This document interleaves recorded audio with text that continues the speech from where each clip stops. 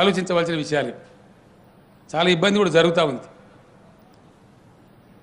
మొన్న నా వ్యవసాయం కాడ లేదు రానుకున్నా కానీ నటనటి సేనోడు కోతి తేలింది. మా దగ్గర మోపైంది మొన్నటిదాకా లేకుండే.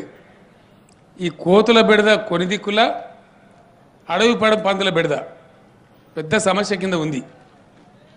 అయితే మన వ్యవసాయ శాఖ నుంచి అటవీ శాఖ నుంచి ఆదేశం ఇచ్చినాం.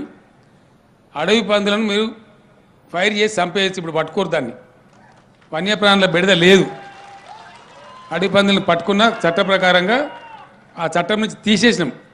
ఇక అనేకమైన బెడద వస్తుంది. మునిపేమో కొంత ఉంటుండే కానీ మీరు ఉపాయం చేసి ఆ లోకల్ షికారి కాలనో వాళ్ళనో వీళ్ళనో పట్టి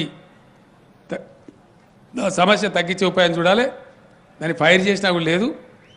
ఎక్కడైతే అడవి పందుల బెడద చాలా తీవ్రంగా ఉందో రాష్ట్ర రైతు సమన్వయ సమితి కార్యాలయానికి వెంటనే సుఖేందర్ రెడ్డి గారికి తెలియజేయండి.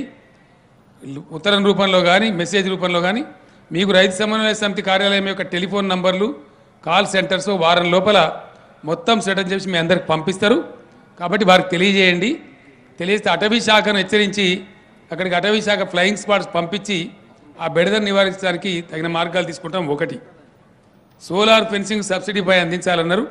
తప్పకుండా దీన్ని పరిశీలన చేద్దాం.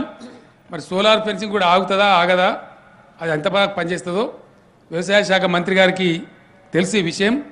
నేను మంత్రి గారిని కోరుతున్నాను, వెంటనే ఒక అటవీ మంత్రి గారు, మీరు అటవీ అధికారులు, మీ కార్యదర్శి, అటవీ కార్యదర్శి సంయుక్త సమావేశం పెట్టి ఈ అడవి పందుల బెడద నివారణ ఎట్లా, సోలార్ ఫెన్సింగ్ సరిపోతుందా, మరి ఎంత ఫెన్సింగ్ వస్తుంది, విలేజ్కే కామన్ ఫెన్సింగ్ వేయడమా, రైతుకి వేయడమా, ఏది సముచితంగా ఉంటుందో ఒక నిర్ణయానికి వస్తే మనం ముందు పోవచ్చు. ఆ ప్రకారం ఆలోచించుకుందామని తెలియజేస్తా ఉన్నాం.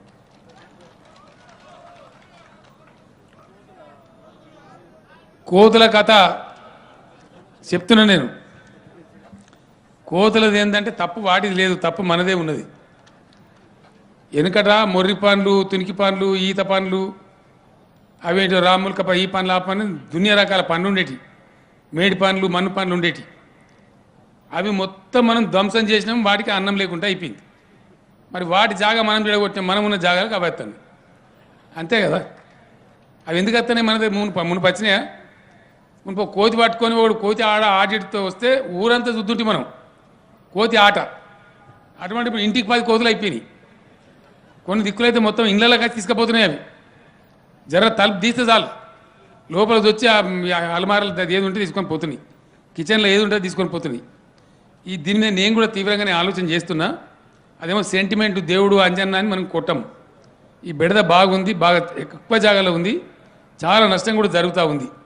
దీని మీద వెంటనే తప్పకుండా ఒక ఆలోచన రాష్ట్ర స్థాయిలో చేస్తాం. ఏం చేయాలి, దీనికి తగు విధానం ఏంది. కానీ ఎన్నటికైనా నేను చెప్పేది మాత్రం ఖాయం.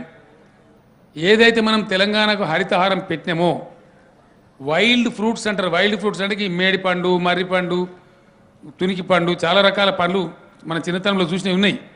జీడి పండు, రకరకాల పండు ఉండేటి, మొర్రి పండ్లని ఎన్నో ఉండేటి. అవి పెంచడమే మన కర్తవ్యం. ఖచ్చితంగా అవి పెంచితే తప్ప మళ్ళీ అవి వాపసు పోవు. మనకు మొత్తం ప్రాజెక్టులు నీళ్ళు వస్తున్నాయి కాబట్టి. ఇంతకుముందేమో ఆంధ్రప్రదేశ్లో మనం నాశనం అయిపోయినాం. మన వాగులే దుమ్ములేసిపోయినాయి, కాలువలు లేవు, ప్రాజెక్టులు లేవు. కాబట్టి నేలలో తడిపోయింది, భూగర్భ జలాలే 600 ఫీట్లు 1000 ఫీట్లకు పోయినాయి. అందువల్ల మనం దెబ్బతిన్నాం. తాటి చెట్లే ఎండిపోయిన పరిస్థితి చూసినాం నల్గొండ లాంటి జిల్లాలో. కాబట్టి ఇప్పుడు మన ప్రాజెక్టులు వస్తున్నాయి, కాకతీయ కూడా రివైవ్ అయింది, భూగర్భ జలాల మట్టం పెరుగుతున్నది. కాబట్టి దయచేసి శాశ్వతంగా ఇయ్యాల మనం ఉన్నాం, ఇంకో 20 ఏళ్ళకో 50 ఏళ్ళకో మనం ఉండం. కానీ మన పిల్లలు ఉంటారు, ప్రజలు ఉంటారు, రాష్ట్రం ఉంటుంది, అది శాశ్వతం. ప్రజల యొక్క మన తాతలు ముత్తాతలు ఎన్నో కష్టాలు పడితే మనం ఇట్టున్నాం ఇయ్యాల. మరి మనం కూడా కొంత భవిష్యత్ తరాల కోసం చేసే బాధ్యత మన మీద ఉంటుంది. కాబట్టి భవిష్యత్తులోనైనా ఈ బెడద తప్పానంటే విరివిగా మీరు రాసుకోవాలి. రైతు సమన్వయం వైల్డ్ ఫ్రూట్స్ అంటారు వాటిని, WILD. జంతువులు, పశువులు, పక్షులు తినేటువంటి పండ్లను, వాటికి అనుకూలంగా ఉండేటువంటి పండ్ల చెట్లను మీ పరిసరాలలో, మీ ఊరు అటవీ ప్రాంతాలలో, మీ అవెన్యూ అంటే మీ ఊరికి వచ్చేటువంటి రోడ్డు పక్కన ఉండే చెట్ల రూపంలో రకరకాలుగా వాటిని పెంచితేనే అవి అక్కడికి పోతాయి.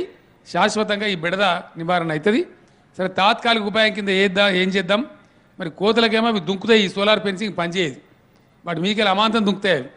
కాబట్టి దానికి ఏం ఉపాయం చేయాలో, ఎట్లా చేయాలో ఆలోచన చేద్దాం. తప్పకుండా వీలైనంత త్వరగా ఆ యొక్క పరిష్కారం తీసుకునేటువంటి ప్రయత్నం చేద్దాం. హాయ్ ఫ్రెండ్స్, మా టుడే టుమారో యూట్యూబ్ ఛానల్ చూస్తున్నందుకు చాలా థ్యాంక్స్. మరిన్ని లేటెస్ట్ వీడియోస్ కోసం వెంటనే సబ్స్క్రైబ్ చేయండి. అలాగే ఈ బెల్ ని కూడా రింగ్ చేసేయండి. మా నోటిఫికేషన్స్ అన్ని మీ మొబైల్లో వస్తాయి. అలాగే మా వీడియోస్ మీకు నచ్చితే లైక్ చేయండి, షేర్ చేయండి, నచ్చకపోతే కామెంట్ చేయండి.